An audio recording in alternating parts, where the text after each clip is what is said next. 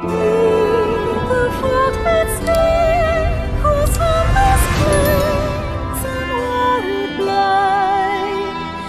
discussion that we're going to have today, it's going to be a little bit of a, well, actually a bunch of obvious things that everyone should be aware on RPGs, but I can promise you that much, that it'll make a little bit more sense as we move forward with the conversation.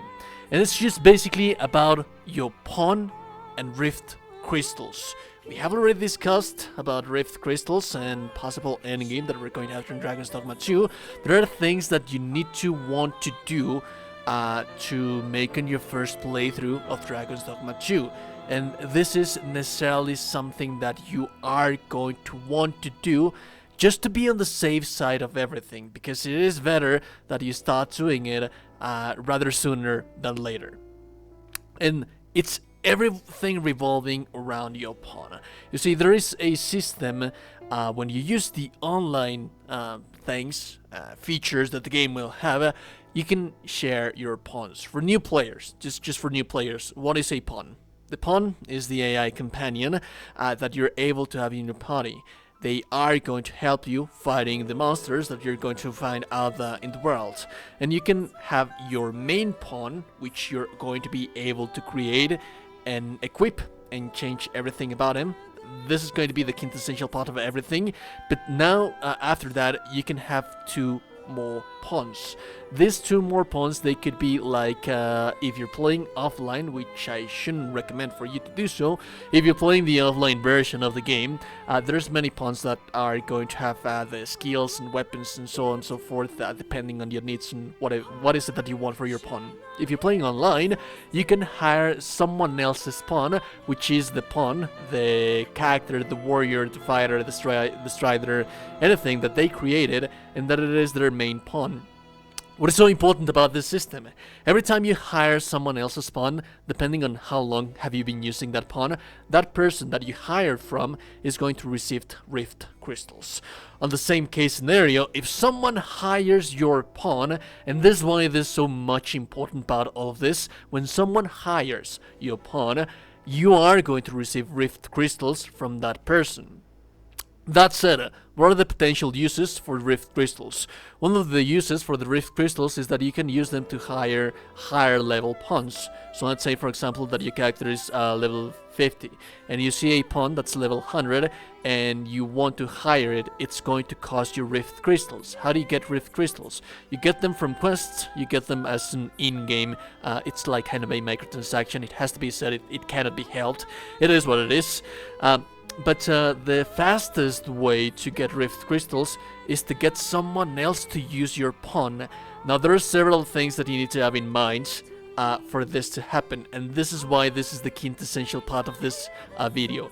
One more thing that I should like to mention as a honorable mention, as a side something, we know that there's Endgame on Dragon's Dogma 2. We have a different video discussing about that.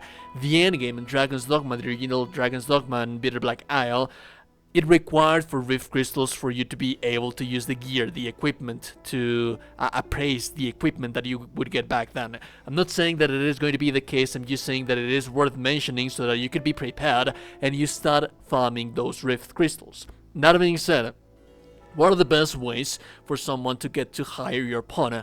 Well, first and foremost, having a friend. If you don't have any friends like me, that you can join a community.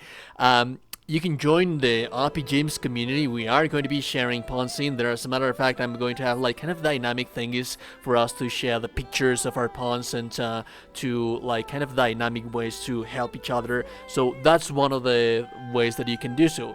But let's say that you do not have any friends, you do not want to join any Facebook group, any community, any Discord, and you just want to play on your own. Then this is so very important for you. When you create your pawn, take the time to do so. As a matter of fact, there is the character creator available for everyone right now at this time.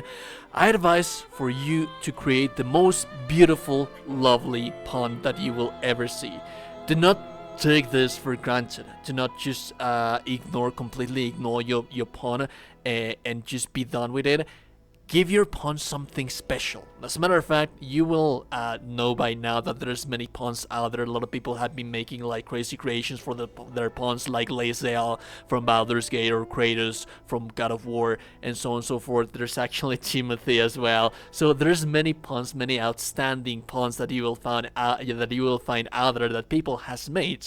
And why is that so important? Well, that is your presentation card. That is what people is going to see about your pawns when hiring your pawns.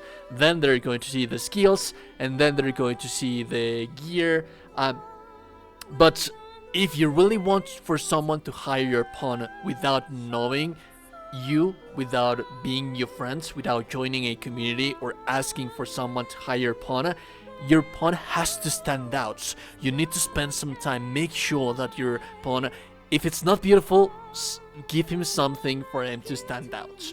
So for example, the Rift crystals, the Rift is just the very same as in Dragon's Dogma.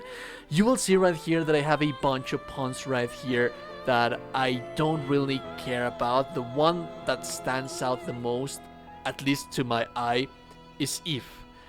So if I go to see Eve, I will see that, well, she's kind of pretty. If I go to the details, you will see that she has a very, very well equipped weapons. They have been upgraded and so on and so forth. So that's one of the things that you want to have in mind. Do not only upgrade your main character. This is something that everyone knows. We neglect, even though that despite that I know this, in some games I neglect my side characters for the sake of equipping, outfitting myself.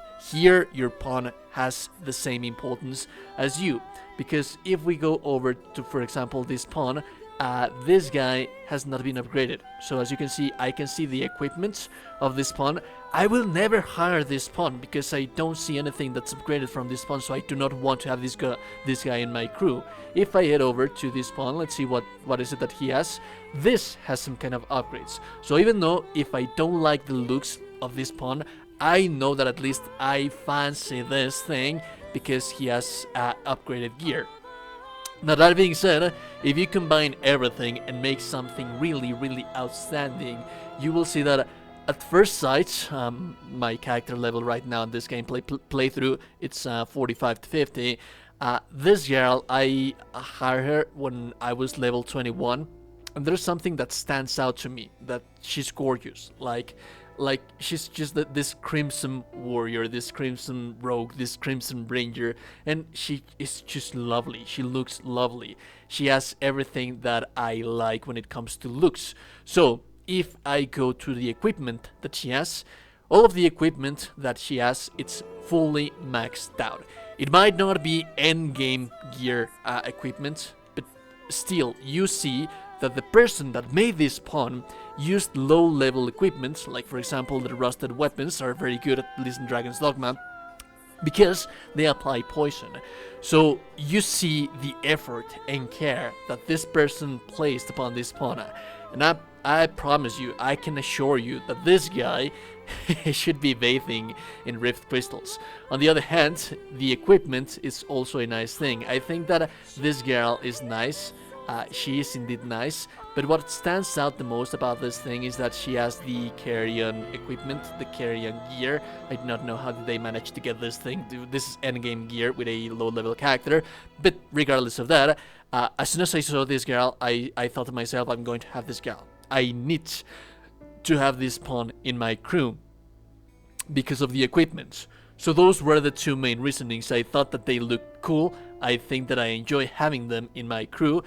She looks lovely. She doesn't look as lovely as Sonya. Sonya doesn't have as great of an equipment, but the equipment is upgraded. You see that there's care on these pawns. So even though I do not know these people, I saw their pawns and I immediately wanted to use them, and I'm just giving them free Rift crystals for them to keep farming endgame gear and for them to keep hiring higher levels of pawns.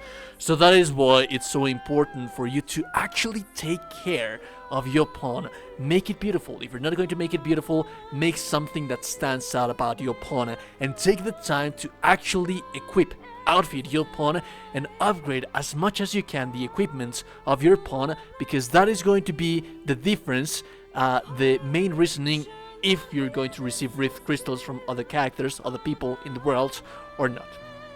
Remember, we're going to have people in my Discord, in the Discord for the community for RPJames. We're going to be sharing puns in there, so there's going to be lots of fun right there. Like the video if you like the video, subscribe to the channel, know today you're a gorgeous and beautiful person, you're indeed a gorgeous and beautiful, beautiful person. I'll be seeing you, lovely, lovely people, in the next one. Have a beautiful day, goodbye.